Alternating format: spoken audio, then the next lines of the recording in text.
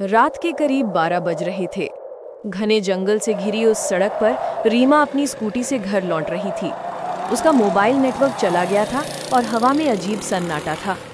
सड़क के दोनों ओर ऊंचे पेड़, जिनकी शाखाएं ऐसे झूल रही थी जैसे किसी को पकड़ने के लिए इंतजार कर रही हों। रीमा थोड़ा घबरा रही थी, तभी अचानक उसकी स्कूटी बंद हो गई। रीमा ने बार बार किक मारी, लेकिन इंजन नहीं चला। वो बोली, अब तो मजाक हो गया, बीच जंगल में स्कूटी बंद। तभी पीछे से किसी ने धीरे से आवाज दी, रीमा। रीमा ठिठक गई। उसने पीछे मुड़कर देखा, कोई नहीं था। हवा चल रही थी, लेकिन वो आवाज बिल्कुल साफ थी, जैसे कोई उसके बहुत पास खड़ा था। उसने खुद को संभाला और बोली, कौन है वहां? मजाक मत करो। कोई जवाब नहीं आया।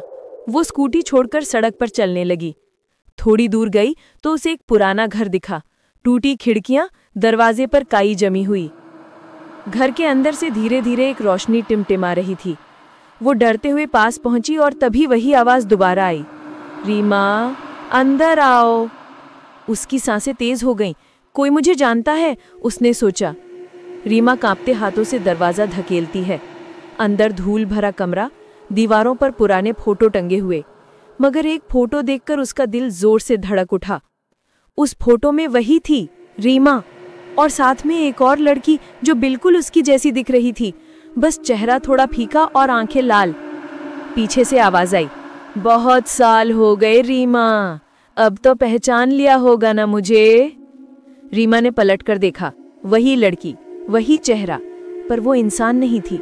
उसके शरीर से धुआं उठ रहा था और आंखें चमक रही थीं। रीमा पीछे हटते हुए बोली, तुम कौन हो?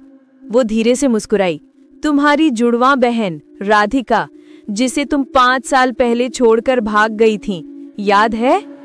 रीमा के आंखों में आंसू आ गए। वो हादसा, वो आग। राधिका बोली, तुम बच गईं, मैं नहीं। अब मेरी बारी है तुम्हें अपने साथ ले जाने की। उसकी आवाज गूंजने लगी, कमरा हिलने लगा और रोशनी लाल हो गई।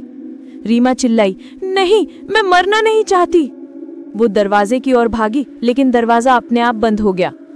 चारों ओर राधिका की आवाज, तूने मुझे अकेला छोड़ा था, अब हमेशा साथ रहेंगे। रीमा दीवार की तरफ पीछे हटी।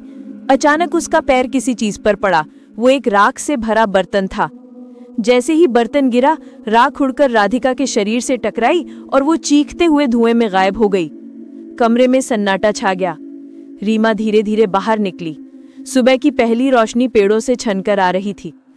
वो राहत की सांस लेकर बोली, सब खत्म हो गया। वो अपनी स्कूटी कर बैठी और घर की ओर चली गई।